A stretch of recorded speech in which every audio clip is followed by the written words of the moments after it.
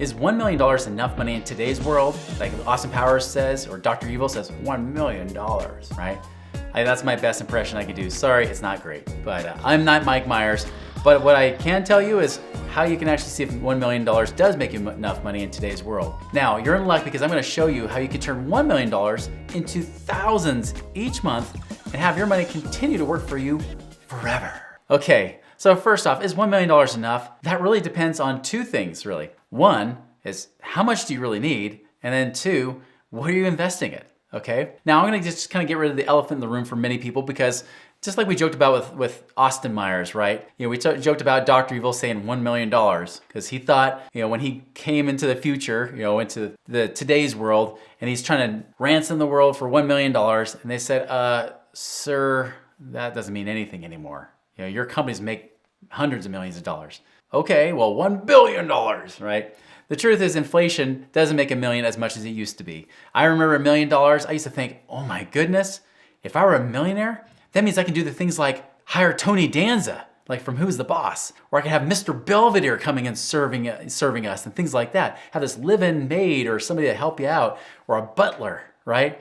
But the truth is, $1 million really does jack squat for you right now. $1 million is really becoming a middle class type of situation. So really, is $1 million enough? It may not be. It just depends on what you need. And so really, first and foremost, you need to determine how much income do you want or need right now. Most often when we talk to our clients, many of them want at least $10,000 a month, maybe $20,000, $30,000. I've even had someone say $500,000 a year. That it can vary depending on the person. I've had some people say, listen, Chris, if I can just hit $3,000, $4,000 a month, I'm good. Well, then $1 million might be good. Might be enough for you. And so it really depends on how much income do you need. And of course, to address the inflation part, how long out in the future do you need that income, or do you need to start receiving that income? So for example, if you think it's gonna be at least 15 years before you need that money, or before you want that income to come in, and let's just say that you want $100,000 a year, well, I would say conservatively speaking, inflation doubles by at least every 12 to 15 years. So if we just said it was 15 years, guess what? 100,000 today means you need 200,000 tomorrow. That's not as easy, is it? You know, now you need more money.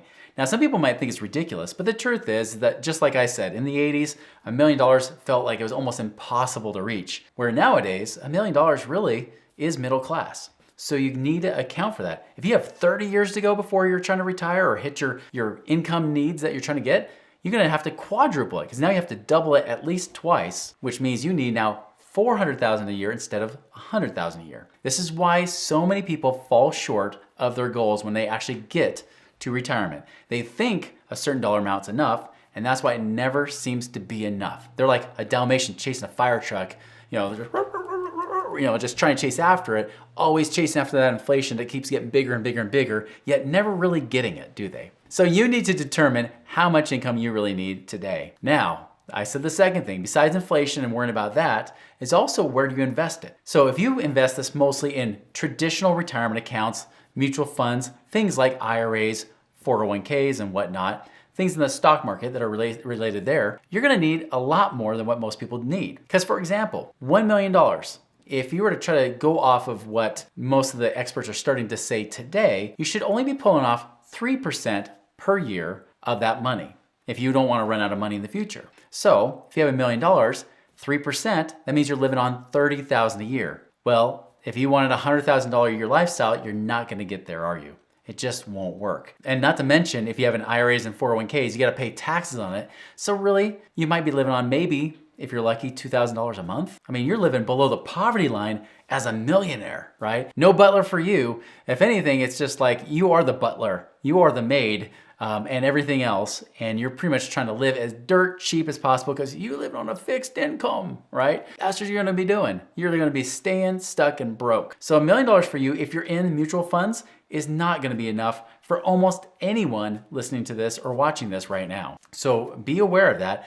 You might need to make that number bigger. If today you want $100,000 a year, you've got to save up at least $3.3 million in the stock market, in those mutual funds, to then live on $100,000 a year. Now, many people, when they tell me $100,000 a year, they often say that's after tax. Well, guess what? You got to add more to that. So you might have to be living on $4 million to live on $120,000 a year, hopefully only paying $20,000 in taxes to then take home $100,000 a year, right? Saving $4 million is no easy feat. It's definitely not an easy feat at all. In fact, my experience has taught me, even if you're saving a 401k with a match, most of the time, whatever you want to live on per year is about what you need to save per year, especially because the stock market doesn't return much more. The real stock market returns only about 7.75% right now for the last 30 years. That's the real average rate of return of the stock market. 7.75. So as a result, you usually have to save whatever you want to live on per year. That's what you have to save per year. So if you're making, say,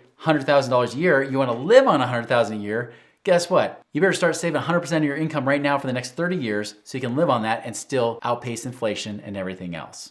Okay, so be aware of that. Also, if you're in the stock market, it's not retiring today, but maybe you're gonna retire in 15 years, you gotta double that, right? So remember, even if you could live on $30,000 a year today because you saved $1 million, well, 15 years, that's gonna feel like $15,000 a year. So if you want more, you gotta keep doubling it. So just be aware. So many people say, okay, Chris, you've now just depressed the heck out of me. Thanks a lot. I was already on Prozac and now you just made it worse for me. What do I do? Yeah, if I want to get to $1 million, can I do anything with that? Can it really work? The answer is yes, but you got to get out of this mindset that you got to accumulate and save up money like you're hoarding, like a little squirrel, right? That's what most people do with mutual funds and 401ks and IRAs.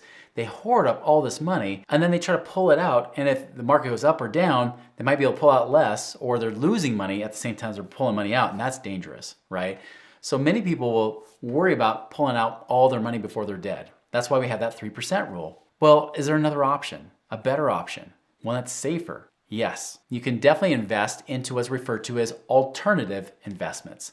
Alternative investments are things outside of what Wall Street sells you. They, in fact, will often refer to it as Main Street, not Wall Street, where you might be buying things like real estate.